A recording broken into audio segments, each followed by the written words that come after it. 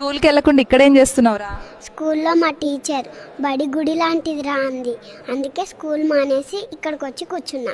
మీ ఇంట్లో దొంగలు పడ్డారంటగా, ఏం దొంగిలించారు? దొంగలు పడతారని సీసీ కెమెరాలు పెట్టా. దొంగలు సీసీ కెమెరాలు ఎత్తుకుపోయారు.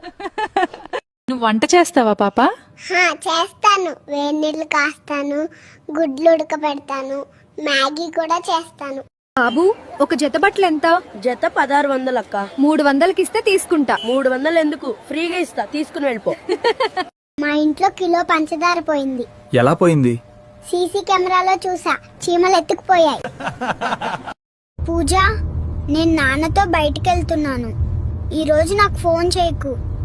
రోజంతా హాయిగా పడుకో. జ్యోతి, నేను చికెన్ తేవడానికి వచ్చాను.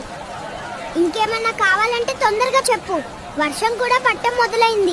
నిమ్మకాయలు ఎంత బాబు? ఒకటి 10. పక్క షాప్ లో 5 రూపాయలకి అమ్ముతున్నారు కదా. అమ్ముడు పోని సరుకులు రూపాయికి కూడా అమ్ముతారు. జ్యోతి, నువ్వు నాతో మాట్లాడి ఎన్ని రోజులైందో తెలుసా? అసలు నాతో మాట్లాడాలని లేదా? జ్యోతి, నేను మెసేజ్ చేస్తేనే రిప్లై ఇస్తావు, కాల్ చేస్తేనే మాట్లాడతావు. ఇంకా నీకెందుకు ఫోను? పగలకొట్టే. సిలిండర్లు ఎందుకు మోస్తున్నావు బ్రో? దివాళీకి టపాసులు కొనడానికి డబ్బులు లేవు బ్రో, అందుకే ఇవే పేల్చేద్దాం అనుకుంటున్నాను. ఏం మాట్లాడుతున్నావురా? నరాలు కట్ అయిపోయింది.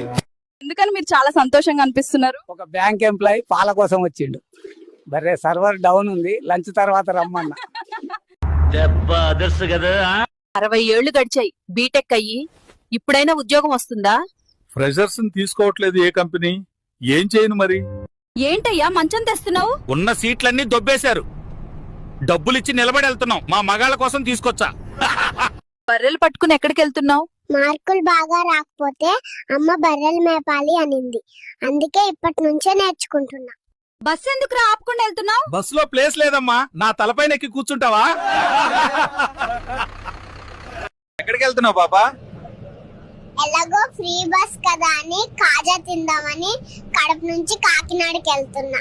ఏమైంది బాబు అలా ఉన్నావు? రోడ్ మీద రాయి తగిలి పడ్డా. మా అమ్మ నన్ను లేపి మరీ కొట్టింది.